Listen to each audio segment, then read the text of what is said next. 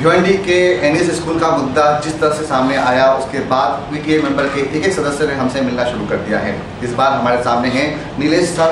नीलेश जी, आपका स्वागत है न्यूज़ के माध्यम से जो हम मुहिम चला रहे हैं एनएस स्कूल के डोनेशन मैटर को लेकर और फीस बढ़ाने के मैटर को लेकर। लेकिन इन दोनों मुद्दों के बीच हमें दो मुद्दे और मिले कि एजुकेशन जो है टीचरों का आउटकम था। दूसरा जो मुद्दा मिला वहाँ पर व्यवस्थाएँ जो है वो लड़का रही हैं, बहुत सी अनियमितताएँ पाई गई। इस मुहिम में आप किससे जुड़े हैं, आपने कैसे शुरुआत की? सबसे पहले तो मैं आपको धन्यवाद देना चाहूँगा संजय जी कि इस मुद्दे को आपने बहुत अच्छी तरीके से हाईलाइट्स किया है। आपने पूछा कि ये मुद्दे से मैं किस तरह से जुड़ा हूँ। मैं तो किसी भी पीटीए का मेंबर नहीं हूँ, मैं सर्वसाधारण हूँ। मेरा एक लड़का और एक लड़की ऐसे दोनों स्कूल में पढ़ते हैं। जब मैं उनको लेने को स्कूल में गया था तब मैंने देखा कि स्कूल में बहुत अफरा तफरी हो रही है। कोई लेडीज़ जो थी उनको बहुत तकलीफ हो रही थी और वो चिल्लाट वहाँ पे कर रही थी कि स्कूल की जो फीस है वो हाइक कर दी गई है। तो जब मैंने उनसे बात किया तब उनके अंदर का जो रोष है वो जो मुझे दिखाई दिया उससे मुझे बहुत पीड़ा हो गई। ये कब की घटना है? ये करीब 22 फरवरी की ये घटना है। उसके बाद में हमने एक निवेदन लेके head mistress Shri Asole madam के पास हम लोग गए और उनको लेटर दिया और वो लेटर उन्हीं महिलाओं ने बनाया था।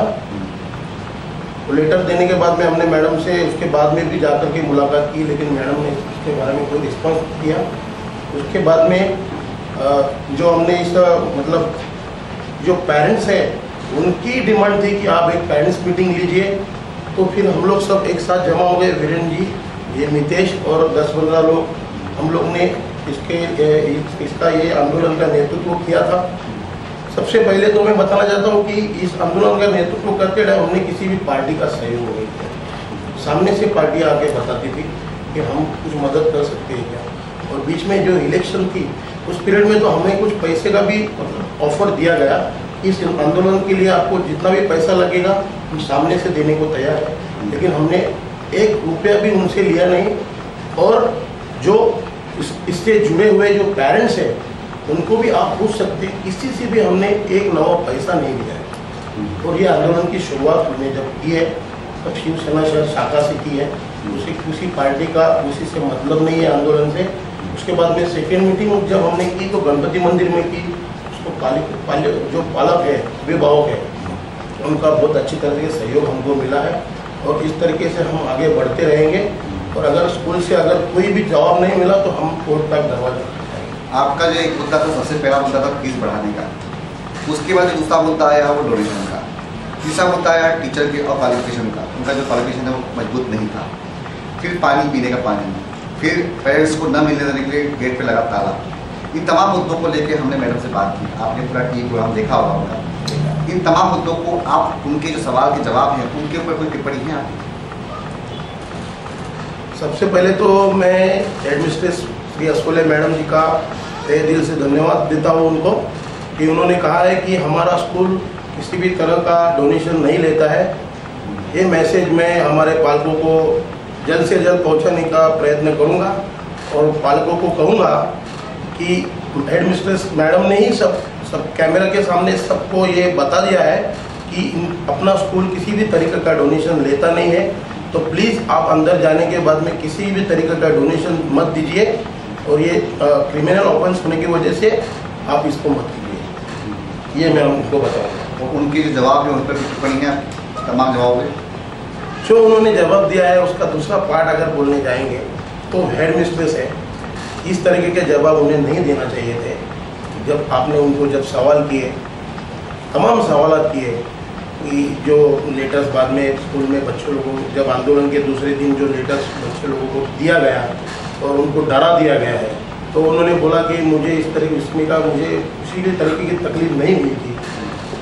तब मैडम ने दूसरे दिन खुद का लेटर्स निकालना चाहिए था एडमिनिस्ट्रेशन में कि ये इससे मेरा कोई मतलब संबंध नहीं है, ऐसा कुछ नहीं हुआ है। मतलब इसमें तो इस तरीके की बू आ रही है कि मैडम जो है एडमिनिस्ट्रेशन वो मैनेजमेंट के बहुत दबाव में काम करती है। वो मुक्त वातावरण में काम नहीं करती। उनके बोलने के ऊपर से तो ऐसा ही लग रहा है, क्योंकि जैसा मैनेजमेंट बताएगा उस तरीके से बात करना एक इतने बड़े टीचर्स को ये शोभा नहीं देता। उनको खुद का डिसीजन पावर चाहिए। माली साहब के जो उत्तर हैं उन पे आप कुछ टिप्पणी है? देखिए, माली साहब का जो आप बात बता रहे हो, माली साहब को हम पत्र व्यवहार कम से कम डेढ़ या 2 महीने से हम उनसे पत्र व्यवहार कर रहे हैं। उस 1.5 से 2 महीने के अंदर उन्होंने हमसे किसी भी तरीके का संपर्क किया नहीं था। हाल ही में 2-4-5 दिन पहले जब हम उनसे जाके मिले तब उन्होंने कहा कि ये लेटर आया है, वो लेटर आया है, मैं अभी जाऊंगा। तो ये जो इतने बड़े ऑफिसर की इस तरीके की बात करना ये शोभा नहीं देता है उन्हें। और उनकी जो जवाबदारी है भिवंडी के प्रति, उस जवाबदारी को उन्होंने बखूबी निभाना चाहिए। और अगर कायदे में अगर कुछ है वो कायदे से स्कूल के ऊपर कार्रवाई उन्होंने करनी चाहिए, तो ही उनकी सिद्धता मतलब साबित हो सकती है। पेरेंट्स समिति जो है, पीटीआई जो है, उसके माध्यम से और एनजीओ के माध्यम से और आदरणीय टावरे साहब के माध्यम से और हमारे लोगों से, आपके जो मेंबर से बात हो रही है, उन तमाम माध्यम से अब आखिरी मुद्दा क्या होगा और किस तरह से मुहिम छिड़ेगी आप? देखिए, अभी 15 या 20 दिन पहले माननीय सर्वोच्च न्यायालय के न्यायाधीश कपड़िया सर और उनके साथ में 2 मेंबर्स के बेंच ने अभी एक फैसला सुनाया है। वो फैसला इस स्कूल के विरोध में गया है। जब हाईकोर्ट ने ये फैसला सुनाया था तो इसके अपील में ये जो नॉन एडेड स्कूल है, जो कमर्शियल स्कूल है, मैं नहीं कहूँगा, इसलिए पैसे के लिए वहाँ पर बैठे हैं वो लोग, तो पैसा कमाने के मतलब इंटेंशन से बैठे, कोई सेवा करने के इंटेंशन से वहाँ पे नहीं बैठे। तो ऐसे लोगों ने हाई कोर्ट के अपील के विरोध में सुप्रीम कोर्ट में अपील किया था और इसका डिसीजन हाल ही में माननीय सर्वोच्च न्यायालय के न्यायाधीश श्री कपड़िया सर ने दिया है। और उसके जो उन्होंने डिसीजन दिया है उसका आप पेपर में भी पढ़ सकते हो, न्यूज़ में भी आया है। और उसका जो उसमें जो अमल बजावनी जिसको कहते हैं अपन, वो उनको करना बहुत जरूरी है। जैसे कि मुझे बताया, जैसे कि डोनेशन लेना एक क्रिमिनल ऑफेंस है, उसके तहत आपको 50,000 का जुर्माना या 3 महीने की कैद हो सकती है। दूसरा, हर 40 बच्चों के बीच में एक टीचर। थर्ड, जो कोई टीचर्स है वो सब टीचर्स को वो क्वालिफाइड होंगे, डीएड या बीएड, जो भी वहाँ पे क्वालिफिकेशन लगता है उस हिसाब से चाहिए। उसके बाद में शौचालय और पानी की समस्या वहाँ पर बहुत ज़्यादा है, तो उनको वो सुधारना पड़ेगा, क्योंकि शौचालय हर एक स्कूल में चाहिए, तो स्वच्छ शौचालय, पानी की सुविधा चाहिए। दूसरा, एक स्कूल के पीछे एक ग्राउंड, एक बहुत ज़रूरी चीज़ है, वो कोर्ट में उन्होंने मेंशन किया है।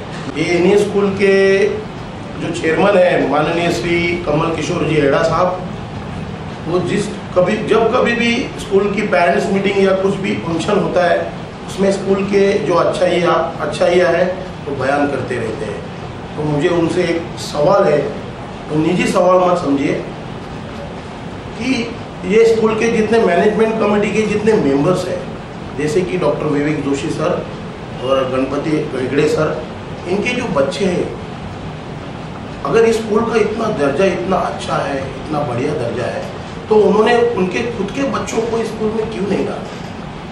तो अपने खुद के बच्चों को खुद की गाड़ी लगा के ड्राइवर्स को 5,000 पेमेंट दे के खुद की गाड़ी डाल के वहाँ पे वसंत विहार या ठाणा की अच्छे कॉन्वेंट स्कूल में डालते हैं और हमको हमारे बच्चों के लिए इस तरीके की सेवा देते हैं और कहते हैं कि बहुत अच्छी सेवा है। तो मुझे उनसे सवाल है कि ये जो है वो सही है क्या गलत है? तो आप उसके बाद में कमल किशोर हेड़ा जी साहब के मेरा ये सवाल है, इसके बाद में प्लीज़ कृपया करके आप पेरेंट्स मीटिंग या किसी फंक्शन में इस चीज़ का बयान मत दें।